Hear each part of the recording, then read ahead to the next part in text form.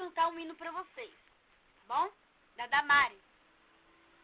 Disseram que eu não ia conseguir.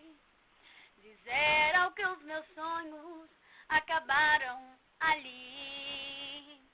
Quando os meus pés se quebrarão, me zombaram, me criticaram,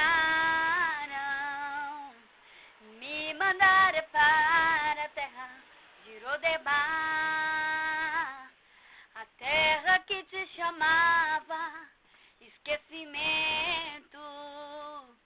E naquele lugar sozinho fiquei, humilhado, desamparado,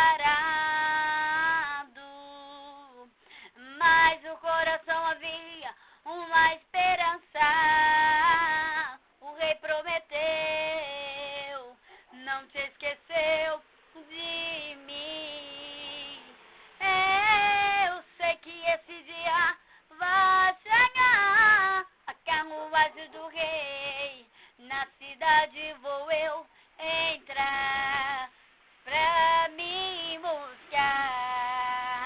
Eu vou me sentar na mesa do rei, eu vou comer na mesa do rei, e todos que me humilharem vão viver ali, e vão ter que saber que fui convidado sim. Eu vou receber a terra que pediu e todos os tesouros que o meu pai deixou, quando na batalha teve que lutar e a sua vida foi levada. É assim, quando Deus promete, o tempo pode passar, mas de você não te esquece.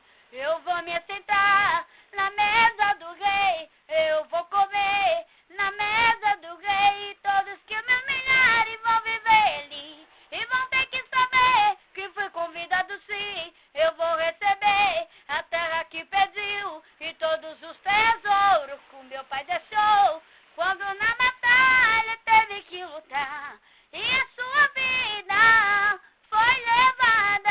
É assim, quando Deus promete, o tempo pode passar, mas de você não te esquece. Não me esquece não, de você não esquece.